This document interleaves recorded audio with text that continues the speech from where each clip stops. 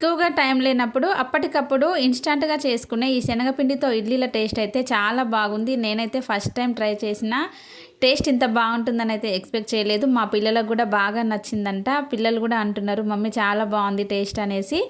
రెగ్యులర్‌గా చేసుకునే ఇడ్లీలే కాకుండా అప్పుడప్పుడు ఇలా డిఫరెంట్‌గా ట్రై చేస్తే పిల్లలు గూడా చాలా ఇష్టంగా తింటారు కదా! మరి ఈ ఇడ్లీలను ఎలా ప్రిపేర్ చేసుకుందామో చూద్దాం మరి. ఒక బౌల్ తీసుకొని ఒక కప్పు ఇడ్లీ రవ్వ తీసుకోవాలి. హాఫ్ కప్పు శనగపిండి, హాఫ్ కప్పు పెరుగు తీసుకొని కొద్దిగన్ని వాటర్ వేసుకొని ఇలా ఇడ్లీ బ్యాటర్ లాగా కలుపుకొని 10-15 నిమిషాల పాటు పక్కన పెట్టుకోవాలి. ఇప్పుడు దీంట్లోకి కొద్దిగా ఉప్పు, పసుపు, ఈనో ప్యాకెట్‌ని కూడా వేసేసుకొని, మీ దగ్గర ఈనో లేకపోతే బేకింగ్ సోడాని కూడా యూస్ చేసుకోవచ్చు. ఇలా ఇడ్లీ బ్యాటర్ లాగా కలిపేసుకొని ఇడ్లీ పాత్రలకి కాస్త ఆయిల్ అప్లై చేసుకొని ఈ బ్యాటర్ని సేమ్ ఇడ్లీలు చేసుకునే మాదిరిలాగే చేసేసుకోవాలి.